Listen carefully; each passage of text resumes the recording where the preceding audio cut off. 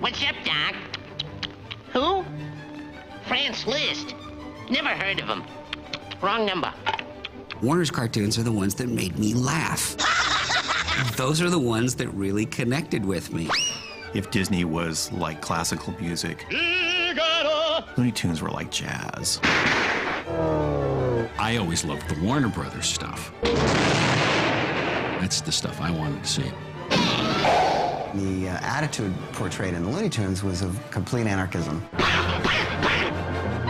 They had a lot of spirit, and they were very anti-authoritarian. Hello, pussycats. They were so very funny. Oh, no.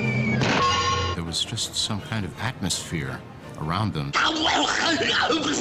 And as I got older, Hello, Johnny! I appreciated more and more about them.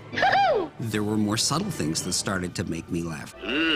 Just the raise of an eyebrow or a piece of great timing could make you laugh. When they were making these cartoons, they put their heart and souls into these things, and it really shows. Thank you. I remain compelled and fascinated by them.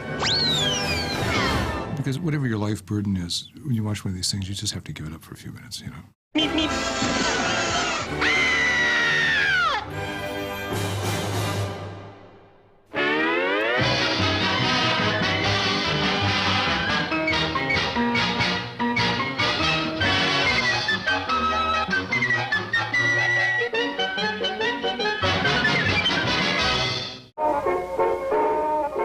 Our story opens around the turn of the 20th century, when animation was just starting to become something more than a novelty. Cartoonists like Winsor McCay experimented with animating comic strips, like this example from the 1914 classic Gertie the Dinosaur. Other animators like Otto Mesmer and Paul Terry helped prove that animation wasn't simply drawings that moved. Animation was really the process of invoking life. Kansas City, Missouri is where it all started, when a young artist named Walt Disney decided he was going to try his hand at animation.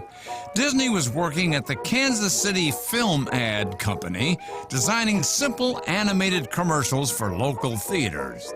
One of Disney's co-workers was a young man named Isidore Friz Freleng. I was looking for a job, and there was an ad in the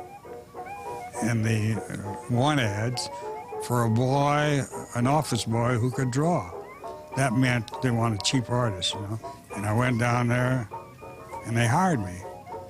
And who was working there? Walt Disney. The ambitious Disney moved to Los Angeles to pursue his visionary dreams, and he was soon followed, one by one, by his fellow animators, Hugh Harman, Rudolf Ising, and Ub Iwerks. Eventually, Walt wrote to me and asked me to come to California.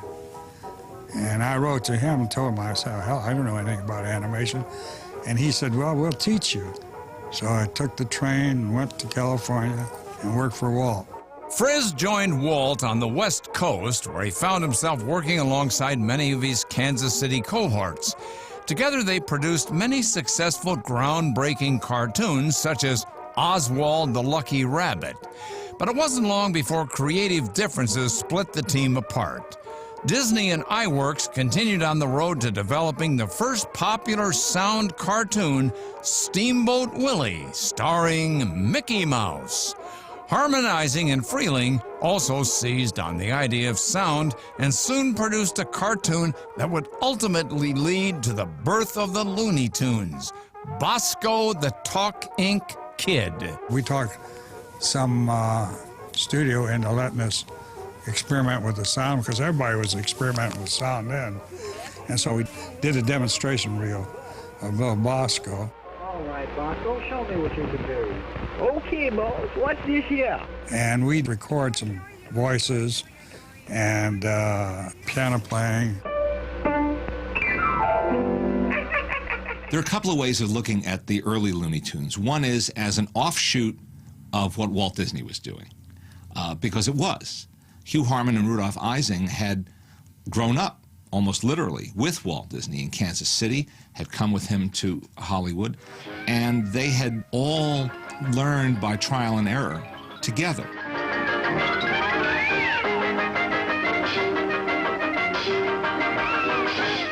Mickey Mouse made Walt Disney an overnight success. Soon every animator on the block was trying to create the next superstar, but the end result always seemed to look like a second cousin to Disney's Mouse. Mickey Mouse was like the Simpsons of its day. It was so popular that all the other studios were copying it. And it didn't matter what it was, it just had to be like Mickey Mouse. So Bosko was very close. Well, so long, folks. See you all later. The Bosko character and then his follow-up Buddy are kind of bland. There are variations on the same character everybody seemed to be doing then. Well, everybody was trying to imitate Walt, let's face it. But after a while, everybody figured they can't beat Walt. They did their own thing. That's the way we did. We did our own thing. Harman and Ising shopped Bosko around Hollywood. Eventually, they found themselves at the doorstep of Leon Schlesinger, a producer who may not have known what made a good cartoon, but who did know what made money. Producer Leon Schlesinger, who had a deal, an arrangement with Warner Brothers to do musical short subjects, set up the Harman and Ising studio and produced the first Looney Tunes cartoons. Leon Schlesinger made pictures which he sold to Warner Brothers. If you bought a Warner Brothers feature, you had to take the Pathé newsreel and their coming attraction and their short subjects, whatever they may be. So that meant that it really didn't matter whether they were any good or not. They were going to sell them anyway. Warner Brothers had an agenda. They wanted to plug music. They started making use of the Warner Brothers song library and plugging those songs that were being performed and introduced in Warner Brothers feature films, like Singing in the Bathtub. So music really became the foundation, and in some cases, the raison d'etre for those cartoons. Lady, play your mandolin. Lady, let that tune begin. It was the early version of music videos, really. Bosko never did turn out to be the next Mickey Mouse. Harman and Ising left Schlesinger for other opportunities, which left Friz Freleng as the senior director of the Looney Tunes. Leon Schlesinger didn't have the money to compete with Disney's lavish productions, but he did have the wisdom to hire top-notch directors, a talented composer named Carl Stalling, and two young animators, Robert McKimson and Charles M. Chuck Jones. These artists would help define the look and the humor of the Looney Tunes over the next 3 decades. Leon was a great boss. I loved him. Hello, Porky. Come on in. Hello, Mr. Schlesinger. Hello, Leon. I went to Warner Brothers, and he was a breath of fresh air. You just do it. It's your job. You draw it. He really left these guys alone, and he only really just peripherally watched the cartoons. Leon didn't care as long as he got 30 cartoons a year. As long as he made his pictures on time and he didn't run over budget, everything was great. He was a hard-nosed businessman, but you could deal with him. He ran the tight ship like all the movie producers, but he stayed out of the production end of it. All he cared about was making dollars, and he was making film, and he didn't know or care what went on in the film, as long as it was acceptable to Warner Brothers. He was a pretty thrifty guy, and Leon had this speedboat. He called it his yacht. And he would take us on the weekends, loaded up with beer and stuff. And Monday he'd come back and he'd give us the bill for the beer, probably for the gas too.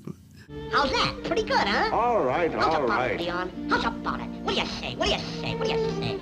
I'm the real All right, star all here. right. Within the structure of Warner Brothers cartoons, the Leon Schlesinger studio, they kept the guys making the Merrie Melodies in the nice building, and they put the guys who were doing the Looney Tunes in this shack, which they nicknamed Termite Terrace, and it was this dilapidated wooden cottage. They were really orphans, and nobody paid any attention to them.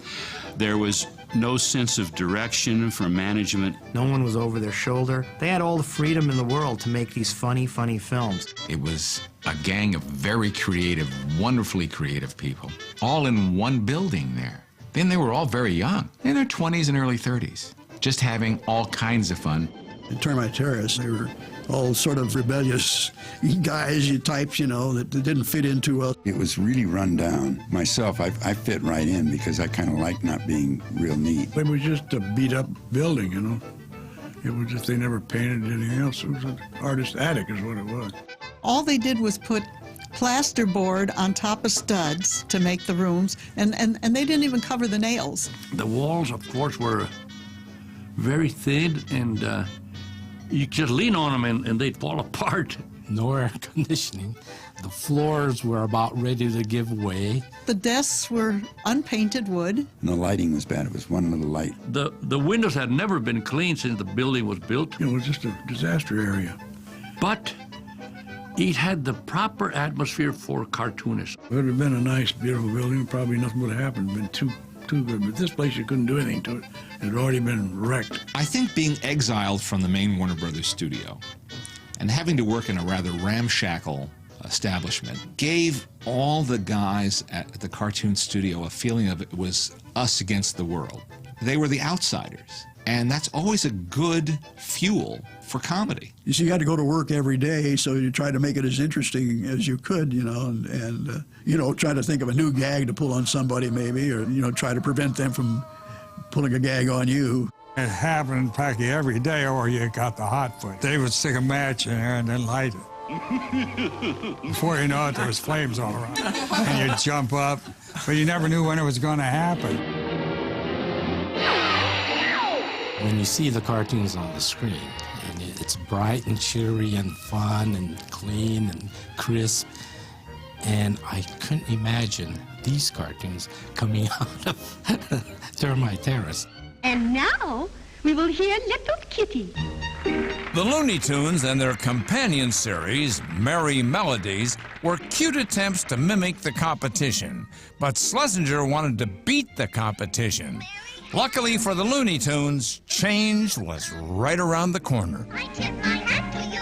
What really changed Looney Tunes was the arrival of Tex Avery. Leon Schlesinger was looking for a new director. Avery had had a little experience at that. He was really mostly an animator, but he had just enough experience to talk his way into that job.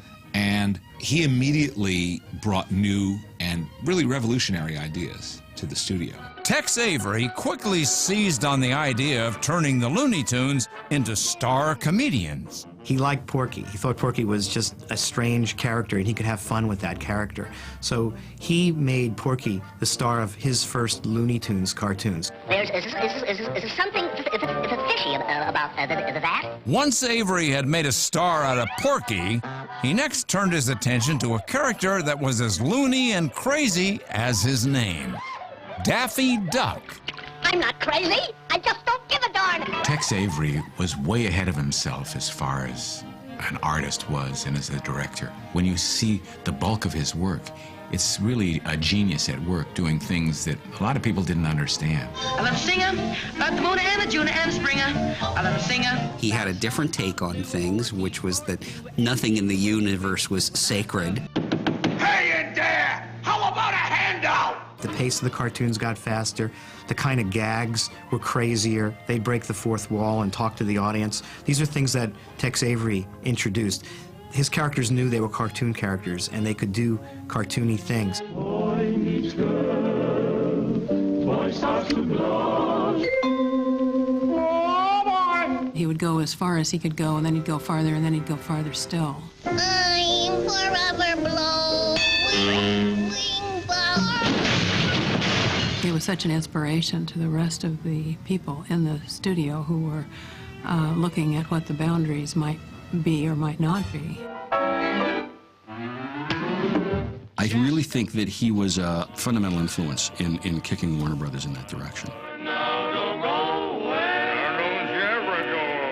I think all the others went happily in that direction and brought their own incredibly brilliant and ingenious things to it.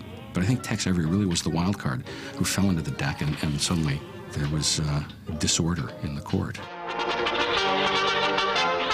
In all of his films, you notice they started out quite quietly, and suddenly it was like walking through a storeroom full of fireworks. You knew they were there, you knew they were going to go off, but you didn't know when.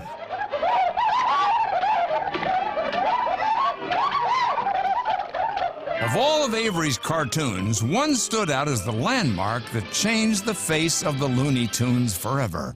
On the surface, A Wild Hare was a typical cartoon that starred a dopey hunter named Elmer Fudd, who's out to catch himself a wabbit. But Avery's cartoon was more than just another Looney Tune. It marked the first of many encounters between Elmer and that wisecracking, carrot-chopping sensation, Bugs Bunny. Pardon me, but you know, you look just like a wabbit. Come here. Listen, Doc. Now, don't spread this around. But, confidentially, I am a wabbit! The Wild Hare was just another cartoon with great, outrageous characters. It was just, for Tex Avery, it was just another funny cartoon. Say, you wouldn't be that screwy wabbit, would you? Could be. Immediately, the studio realized there was something. It had something. We used to always run them for everybody when we got finished, and they'd kind of vote on it. And they knew there was something. They couldn't quite know what it was. Well, it was the personality and Mel's voice. What's up, Doc? Yeah, what's up, Doc? That was probably one of the great signal moments in Warner Brothers history, is when that line first came out of his mouth. Audiences loved that cartoon. They called the studio when they were at the box office. They'd say, when are we going to see more of that rabbit? Like the box office had something to do with it. It's the same year that he made a cartoon at Warner's called The Crackpot Quail, which features a character who acts exactly like Bugs Bunny. You know, Doc, you're right! The quail never went anywhere, but Bugs Bunny did. So this was the beginning of a wonderful creative explosion, not just for Warner Brothers, but for cartoons in general, because Disney had always been the one to watch. When Tex Avery was let loose at Warner's in the mid-30s, Frank Tashlin followed him, and these two very ingenious and irreverent guys with their wild, zany sense of humor were making the fastest, sharpest, funniest cartoons of anybody. Then everybody had to look to them. Tashlin had a great style, which was a combination of trying to stage things kind of realistically, but yet would push the envelope with humor. Frank Tashlin experimented with speed, accelerated and exaggerated speed, which had not been done really. Plus he had his own artistic style, the way he drew. In the 30s, you'll see lots of round shapes in Tashlin cartoons. In the 40s, you'll see lots of angular shapes. He went to this stylized thing with lots of straight lines. Frank, well, he was a great director.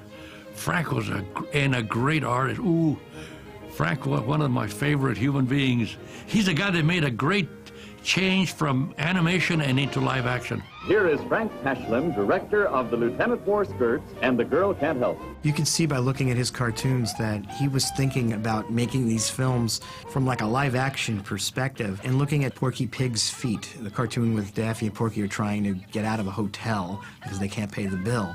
There's all these spectacular camera point of views. If he was just doing them as cartoons, he would have done what everybody does, which is just set the scene straight on. He's got the camera down below looking up above looking down, following trucking shots, all sorts of things that, you know, he'd later use in live action. Of course, when he made Bob Hope and Jerry Lewis comedies later, he used a lot of cartoon gags in those films. And that's his trademark in live action, was the fact that he did these cartoony-like gags.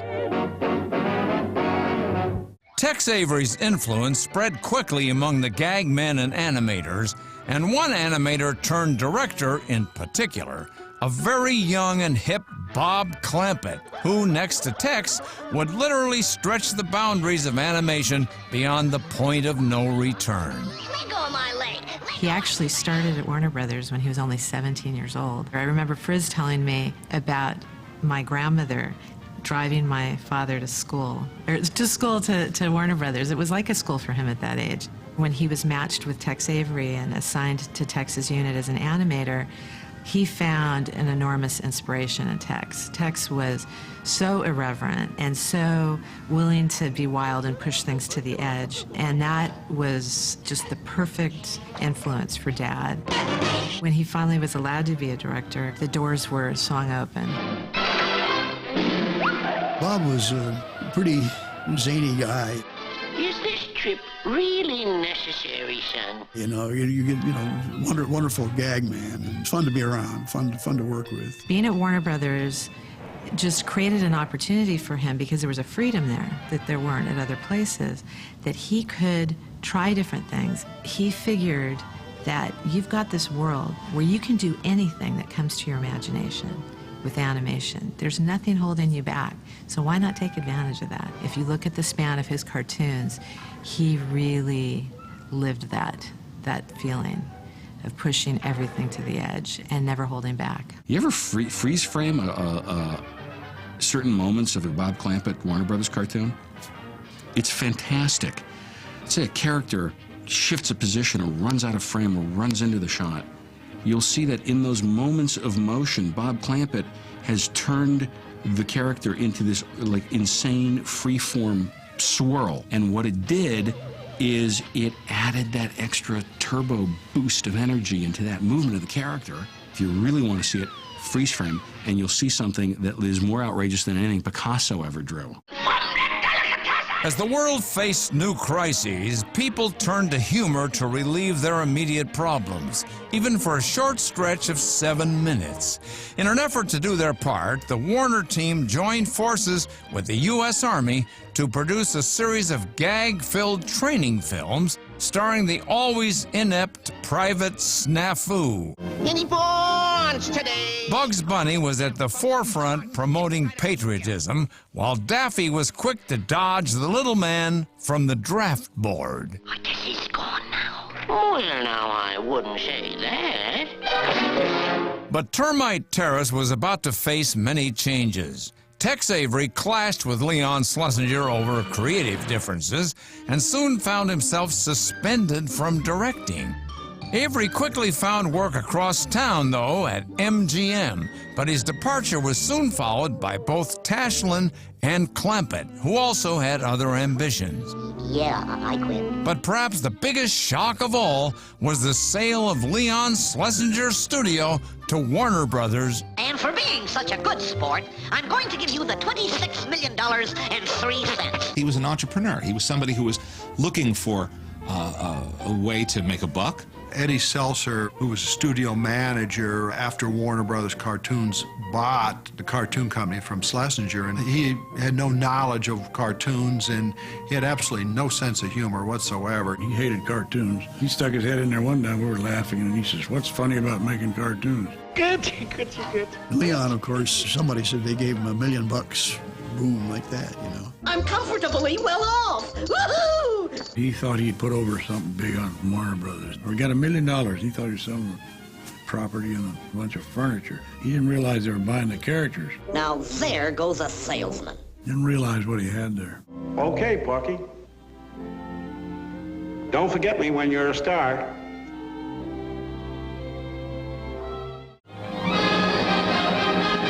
By 1945, World War II was over and the Looney Tunes were settling down at their new home, where Warner Brothers welcomed them with open arms. I'm telling you, J.L., you're typecasting me to death. Comedy, all this comedy, ha-ha. And behind the tour de force of the nearly 100 animated characters was the extraordinary voice of Mel Blanc.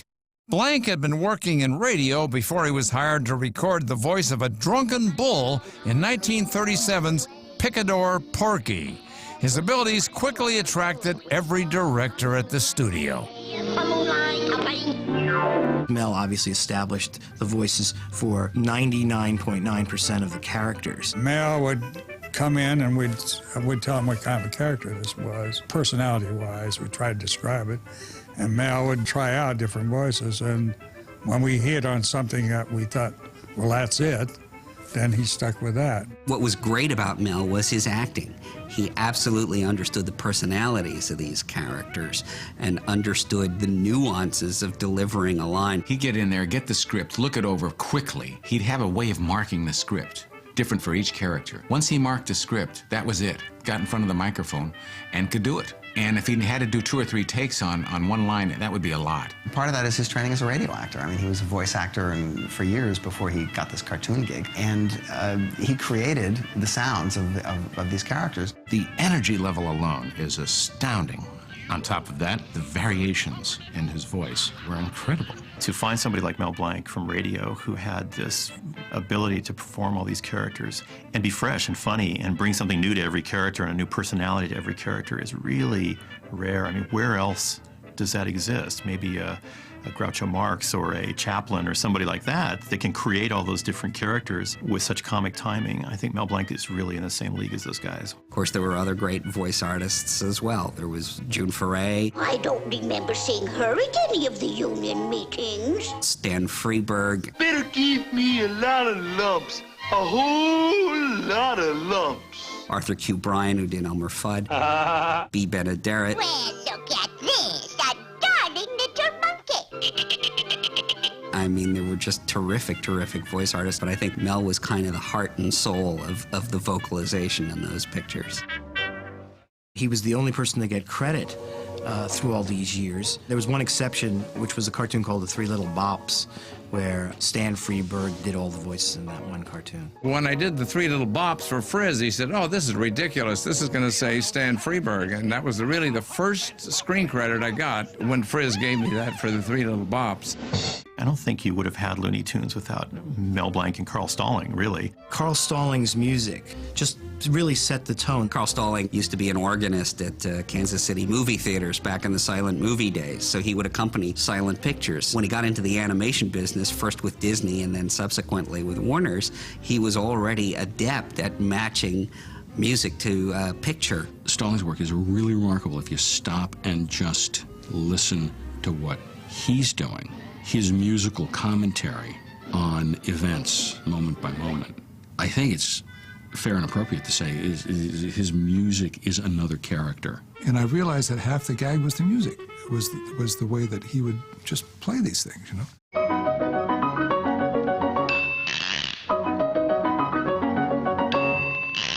And he would write it, and then Milt Franklin would do the arranging, and then when Carl retired, Milt Franklin took over. Milt Franklin was terrific at the orchestrations, knowing exactly which instruments to use or not use. Sometimes the entire track would quiet down just for a couple of xylophone hits on an eye blink. Scotland?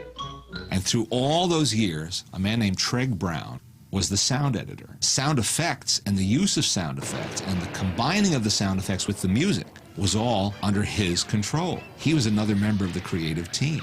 Chuck Jones often talked about how he would put incongruous sound effects underneath an action and make it even funnier.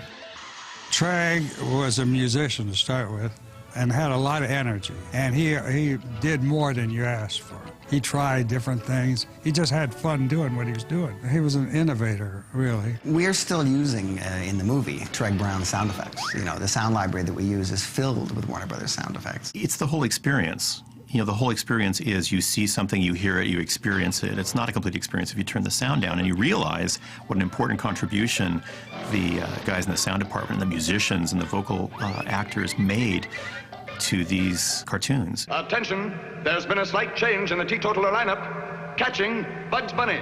Left field, Bugs Bunny. By the mid-40s, the Looney Tunes had their established leading stars. Friz Freleng, the team's senior director, continued to bring fresh attitudes to the supporting players, most notably that hot-tempered hombre, Yosemite Sam. Start walking, you doggone long-eared galoot. In 1947, Friz paired two of those characters together, a small canary named Tweety Bird and a slobbering cat named Sylvester. The cartoon, Tweety Pie, won Freleng and Warner Brothers Cartoons their very first Academy Award, and a new star team was born. Let's talk a little bit about Friz. Friz was a sweetheart, and he was the easiest of the bunch and the most talented in my book. My dad never had an art lesson in his life. Not only not formal training, he had no training. He was self-taught. He just intuitively knew what made things funny. But I think his inspiration was it was fun to do. He liked the people he worked with. And he was so easy, you know. Friz never had an ego. I don't think any of us ever make a cartoon that we're completely 100% happy with. I like what I did. If you don't like what you're doing, you can't make a good cartoon. I like every character that I worked on. And he always said that these memorable characters came to life because of his associates, his people who worked by him. He couldn't have done it without them. Friz's great genius was the fact that he knew what the audience would like and what was funny. Like he had a scene once where Sylvester walks through the scene, he dropped the hammer. And they said, why did he do that? And he said, because it makes him human. Nothing funny about it, but it's human, you know. Really, great humor is just as much of an art as great drama or anything else. And I don't know, it's the timing. Friz has had a certain timing. He would work on these sheets. They were long pink sheets that he would work on, and I'd say, what is that? And he'd try to explain it to me. But it was the timing, and it was very complicated. You know, it was almost like a science. I would say probably of all those people, he was a master of timing. Because of his musical knowledge, you know, he was one of the few animators or directors able to do that. But he always worked on bar sheets, and he'd time a whole picture out with this. I made the action work to rhythm. Things were timed musically, some of them were just instinct. Friz would do a character be like this, and he's going up a stair, and he goes, tick, tick, tick, tick, tick, tick. I put a mark there for a bang, so we go da-da-da-da-da, bang. At the time, you don't expect it. There's no warning to that. You got to use your instincts to guide you in a lot of stuff, whether it's right or wrong, when a guy goes off scene, when he comes on, how fast he goes out or how fast he comes in. I mean, you can't set any rules, because half of them don't work.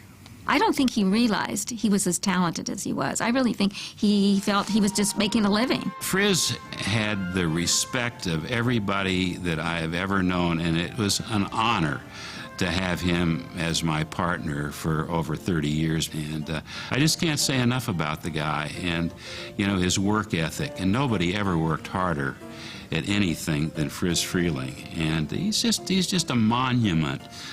An icon in the animation business. Arguably the greatest that ever came down the pike.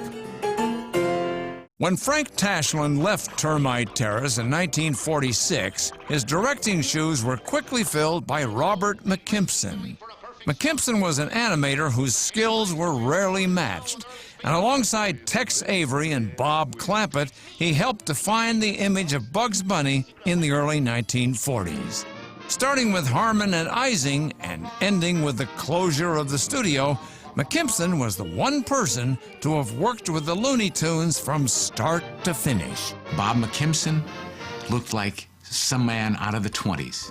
He would always dress in a dapper suit. Bob McKimson was a real gentleman and a great talent. He was a brilliant artist. He was very fast, and he was the consummate artist. He just had an amazing hand and was a beautiful animator. He drew the perfect shapes of Bugs and Porky and Daffy and Tweety. He would draw one continual line and not trace back on his drawings. He was in an accident, it was sometime in the 30s, where he had a slight concussion. When he woke up, he could then visualize things much better, and he could animate at a very rapid rate. After getting hit on the head, his production went up threefold. Actually, threefold. I think Bob McKimson was referred to as the best character man. He dreamed up a lot of wonderful characters for Warner's, and they all looked upon him as being the best, even though Chuck and Friz also invented characters, but Bob sort of had that facility that was really considered quite successful. I thought he was terrific, and they overlooked things like Taz and the Foghorn Leghorn. Bob really made some quite significant contributions to the success of Warner Brothers cartoons. He loved parodies. He did the Honey Mousers, which of course were based upon the Jackie Gleason television show. It was a takeoff on the Honeymooners, and I did Alice. I did an impersonation of Alice as a mouse. And then I said, well, Bob, when is it coming out? He said, it'll be out soon, but I had to get Gleason's permission. He wanted to see it first, because if it made the Honeymooners look silly, he wouldn't allow it to be shown in theaters. So fortunately, Jackie Gleason liked it. And then that led him into the Jack Benny cartoon. Apparently Jack Benny had seen the Honey Mousers and called Jack Warner and asked him why he couldn't have a cartoon made about his group. So that's what led my father into doing the mouse that Jack built. And Jack Benny and his crew donated their voices, so to speak, for that cartoon. McKimson's slapstick sensibilities were showcased in the wildly popular Foghorn Leghorn series. And like the other directors, he embraced the idea of character development with new faces like Sylvester Jr., Hippity Hopper, and that notorious bad boy, the Tasmanian Devil. So they were looking for a new character that wasn't a dog, a cat, a mouse, or a rabbit. So my father said, what about a Tasmanian Devil? Well, none of his animators, which included my Uncle Chuck, knew what a Tasmanian Devil was. So they looked up in various encyclopedias, found out what a Tasmanian Devil looked like. So my father said to his animators, look, you all draw what you think a cartoon version of Tasmanian Devil would look like, and I'll draw the same thing. They all came up with a drawing which looked pretty much like my father's. So my father took their drawings and incorporated it into his final model sheet for the Tasmanian Devil. It is my understanding Tasmanian Devil is the second most popular character in the Looney Tunes family after Bugs Bunny. He's just so different from the rest of the characters. He always wanted to go to work. He loved every minute of animating and directing the Looney Tunes gang of characters. Chuck Jones began his long directing career back in 1938, quickly displaying a flair for artistic innovation. In the early 40s, he proved himself stylistically progressive, and as a storyteller, he was quick to discover new ways to approach established characters. A clue! Really, Holmes, you never cease to amaze me. By the 1950s, Jones perfected his great sense of timing with a wildly popular series featuring a pathetic coyote on an endless quest to catch an ultra-fast roadrunner. A lot of people who weren't terribly conversant with Warner Brothers cartoons seem to remember the Chuck Jones stuff the best. I have heard probably thousands of people tell me that they grew up with Chuck Jones. Chuck Jones was a real artist, and I think he had an artist's mind and an artist's sensibility. His whole idea was to go to Paris and perish and before he was 25 as a struggling young artist. It never occurred to him that he was going to go into cartoons. And he encouraged us to take extracurricular art courses. He very much wanted to have us expand our artistic knowledge. Chuck, I think, was the intellectual of the animation industry. He could quote Mark Twain at the drop of a pegboard. Whether it was music, art, history, Chuck was a really, really brilliant man in every area. His earliest work as a director is often very sweet, very cute, and he had a keen interest in tiny characters and their point of view. Sometimes this was a leading character, as in Sniffles, the mouse. I was always eager to experience different things, and it was always dangerous, because usually if you tried something out, like the Mynah Bird, for instance, which was one of those things, where nobody laughed, at the studio. At the studio, it was terrifying. You go in there and you can hear the crickets like we used in cartoons. Some of his early films were very Disney-like. They were like fairy tales. They had a lot of character, a lot of charm, but they weren't Looney Tunes. They weren't fast-paced, funny cartoons as everyone else was making. Leon Schlesinger went to him and said, "You've got to make these cartoons funny. You got to change your ways," and he did. He ultimately changed his ways big time, and ultimately did some of the greatest Looney Tunes ever. After a certain point, you could actually watch a Bugs Bunny cartoon and identify it as a Chuck Jones Bunny cartoon, as opposed to a Friz Freleng Bunny cartoon or a Bob Clampett Bunny cartoon. he became interested in how to get laughs out of simple things. He's the one, of course, who famously got laughs out of eyebrow wriggles. You know, the tiniest gestures. No one else even tried to do that, but he did and succeeded. He could do story and he could write scripts and do gags. He could do it all, only he preferred to let others who specialized, you know. My father was fond of saying that his greatest talent was surrounding himself with great talent. He truly believed that. He felt that the people that worked with and for him were the reason that the cartoons came out so wonderfully. Never send a monster to do the work of an evil scientist. Some people say, don't you have a favorite character? Well, of course you don't have a favorite character. I mean, I've dealt in my lifetime, I guess, with 200 different characters, which I tried to understand. The answer is you can't have a favorite character. You owe every character the same kind of attention that you do a star like Bugs Bunny. Quack, quack. Chuck knew music, my dad knew music, and of course the musical numbers that Chuck did with my dad I think are wonderful, like What's Opera, Doc? I never get tired of watching it. I'm going to kill the rabbit. It's just such a rich cartoon. So much was put into it. The idea that you could make a cartoon like that as just one product coming down the yearly assembly line is amazing. Well, what did you expect in an opera? One Froggy Evening is one of those miracle cartoons. It came out of nowhere. It was just a simple idea. It was not part of a continuing series, and yet it's perfect. I think of it as kind of the cartoon equivalent of a really good short story. Cartoons like One Froggy Evening and Birds Anonymous were team efforts fueled by the men and women who could create outrageous stories and make art come to life. Like all great art, the animators made the cartoons for themselves, and this was really the key to their success.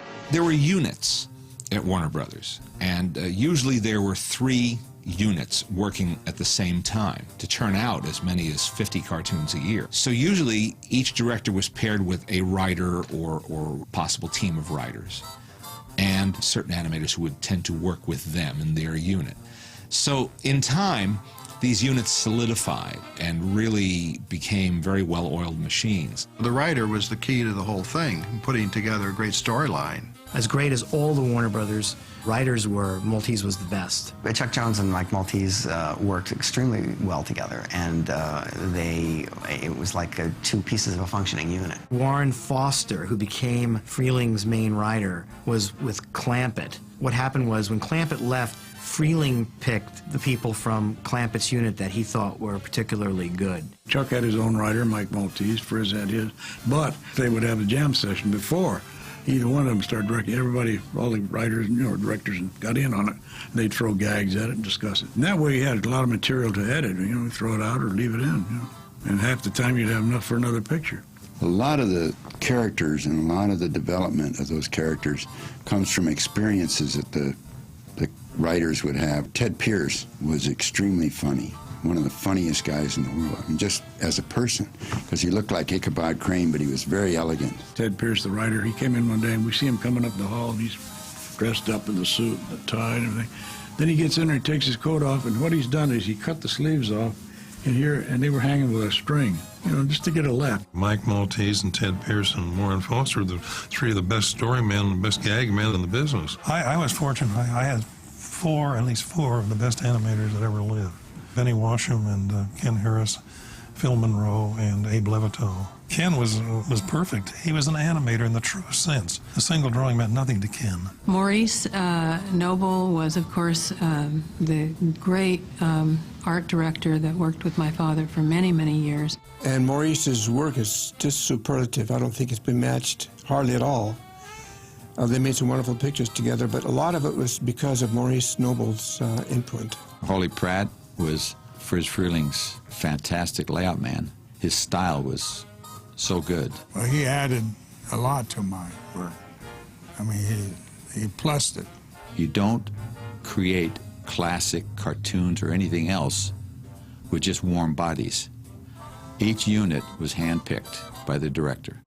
After 20 years of being stuck in the outhouse, the Looney Tunes were finally allowed to join the rest of the family in a new animation studio built especially for them right on the Warner Brothers lot. Termite Terrace may have been the birthplace of Bugs Bunny, but that didn't stop the animators from celebrating their big move from Hollywood to Burbank. The last day at Termite Terrace was quite something. Warner Brothers was building up their big studio in Burbank, and we knew that we were going to move. So it started about 2 days before we quit. We decided to start ripping the place apart. We had like a champagne party going on, and it gave a great excuse. We literally trashed the place. The next week, after a little bit of recovering, we went to work at the other studio. The well-oiled system of directors, storymen, and animators continued to turn out cartoons of merit, ultimately winning the team 6 Oscars and several more nominations. But despite their success, the studios continued to look for more ways to keep budgets down. In the 1950s came television. And suddenly, everything changed in Hollywood. From a peak of attendance in the 1940s, movie attendance fell sharply. Where did that leave the cartoon? Well, the theater owners still wanted to show cartoons. That was part of the movie-going habit for everybody then. But they didn't want to pay any more for them than they had 5 years or 10 years earlier. So the studios had to keep a sharper eye on the budgets. And then television started buying up the old cartoons. $26 million and 3 cents? It's sold. And running them every day, as well as on weekends for kids. And eventually, somebody got the bright idea of producing cartoons exclusively for television. That began to place an impossible level of competition and burden on the theatrical cartoon departments. And one by one, they shut down. And they'd been really eclipsed by television. The trend toward television and studio cutbacks soon eclipsed the Looney Tunes spotlight. The cartoons seemed to have run out of steam, leaving Warner Brothers to come to a fateful decision in 1963. They threatened every day to close the studio. Here you're raising a family with kids, and they threatened. One day it came true. They threatened and they closed the studio on us. Everybody was out of a job. It was very, very sad.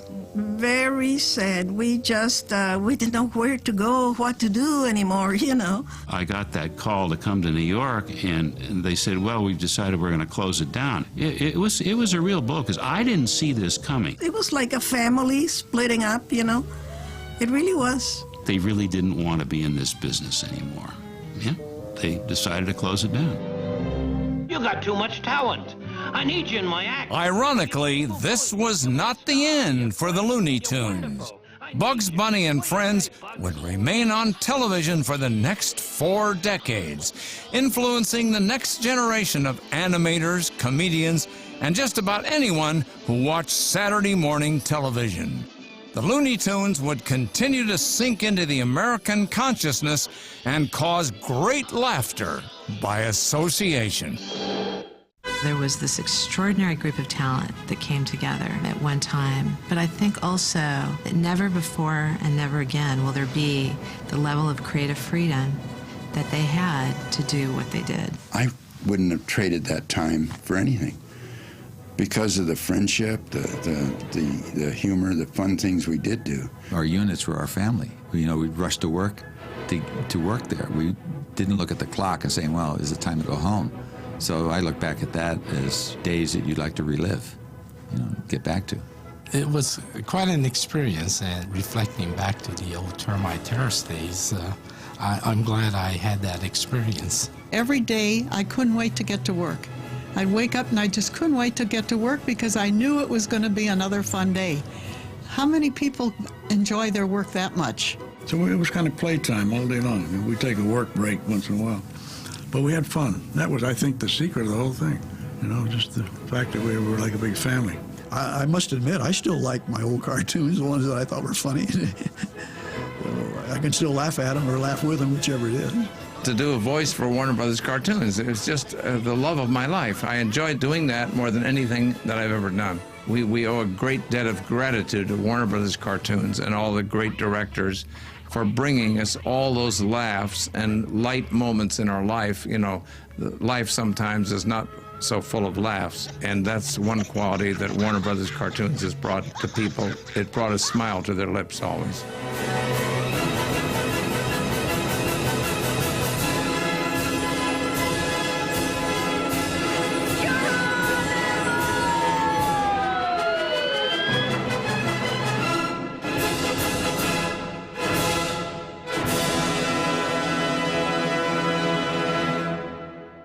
And as Mel would say at the end, the VE, the VE, the VE, that's all, folks.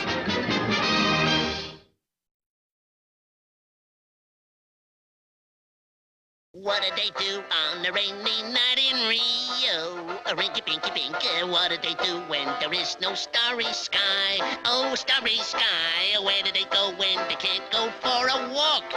Do they stay home and talk, or do they sit and sing? We were sailing along on a moonlight bay. We could hear those voices singing. They had something to say.